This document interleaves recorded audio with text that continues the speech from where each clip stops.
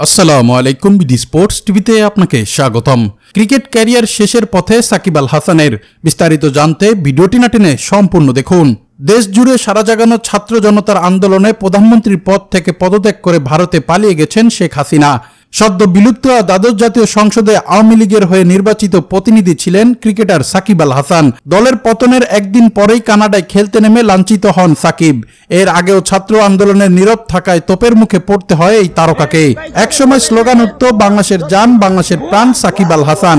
তার কারণও নিশ্চয়ই অমূলক নয়। তাকে যে দেশের ক্রিকেটের সবচেয়ে বড় পোস্টার বয় হিসেবে জানে সারা বিশ্ব।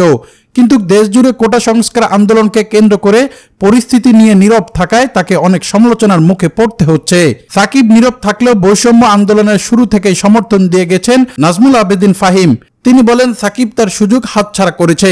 ছাত্রদের পাশে দাঁড়ানোর, সহানুভূতি দেখানোর ক্ষমতা ছিল সাকিব আল হাসানের, কিন্তু কেন সে করেনি সেটা আমার জানা নেই। কিন্তু তার ফ্যান বা তাকে যারা পছন্দ করে তার রিয়াকশনটা খুব স্বাভাবিক। তারা আশা করেছিল কিছু না কিছু একটা সাকিবের পক্ষ থেকে বার্তা আসবে।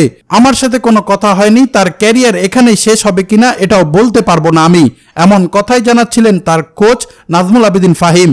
তবে সবকিছু ছাপিয়ে কদিন আগে কানাডা গ্লোবাল টি-20 এক ম্যাচে প্রবাসী ভক্তের তোপের মুখে পড়েন সাকিব। এবার আবারও আক্রমণের শিকার হলেন সাকিব আল হাসান। ছড়িয়ে পড়ে এক ভিডিওতে দেখা যাচ্ছে ক্রিকেটারদের সঙ্গে মাঠ থেকে বেরিয়ে যাওয়ার সময় সাকিব ভুয়া স্লোগান দিচ্ছেন বাংলাদেশি প্রবাসীরা। এর আগেও খেলা চলাকালীন সময় বেশ কয়েকবার টিজিং এর শিকার হন সাকিব। সাকিব পদ আছে নাকি নাই সেই প্রশ্নের উত্তরও দিয়েছেন সাকিব আল হাসান চলে গিয়েছে। তবে সর্বশেষ সাকিব আল হাসানের ক্রিকেট ক্যারিয়ার যে দীর্ঘায়িত হবে না সেটাই জানান দিচ্ছে দর্শকরা। সর্বশেষ এদিকে পাকিস্তানের বিপক্ষে চলতি মাসে 21 আগস্ট খেলবে টেস্ট ম্যাচ। সেখানে রাওয়ালপিন্ডিতে দেখা যাবে কি সাকিবকে, সেটার অপেক্ষায় রয়েছে ভক্তরাও।